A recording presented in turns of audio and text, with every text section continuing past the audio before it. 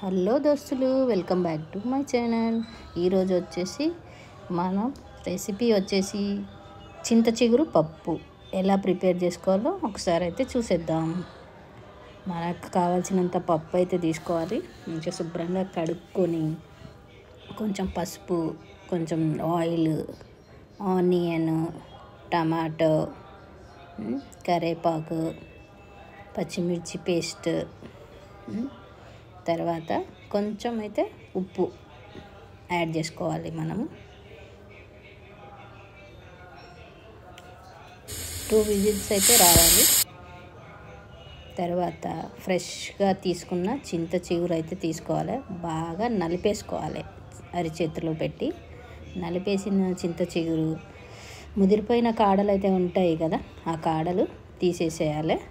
మంచిగా తీసేసిన తర్వాత కుక్కర్ అయితే ఒకసారి ఓపెన్ చేసుకొని అందులో చింత చిగురు అయితే మనం శుభ్రం చేసుకున్నాం కదా, ఆ చింత చిగురు అయితే వేసేసుకొని అందులో కొద్దిగా వాటర్ అయితే యాడ్ చేసుకోవాలి. మనము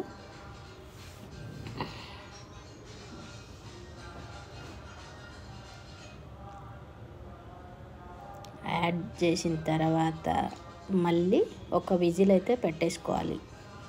పప్పు పెట్టేసుకున్న తర్వాత ఎంత బాగా అయిపోద్దంటే అసలు అంత బాగా అయితే వచ్చేస్తుంది. అందులో తగినంత ఉప్పు అయితే వేసుకోవాలి.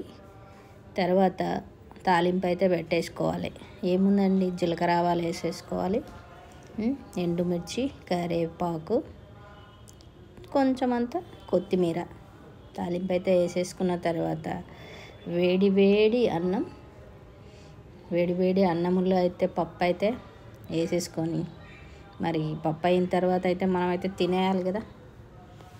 పప్పు, దాని అంచుకైతే ఒక ఆమ్లెట్, మళ్ళీ నెయ్యి కూడా యాడ్ చేసుకోవాలి. నెయ్యి యాడ్ చేసుకున్న తర్వాత ఉంటుంది చూడు, ఇంకా ముద్ద కలిపి నోట్లో పెడితే ఆ రుచే వేరబ్బా.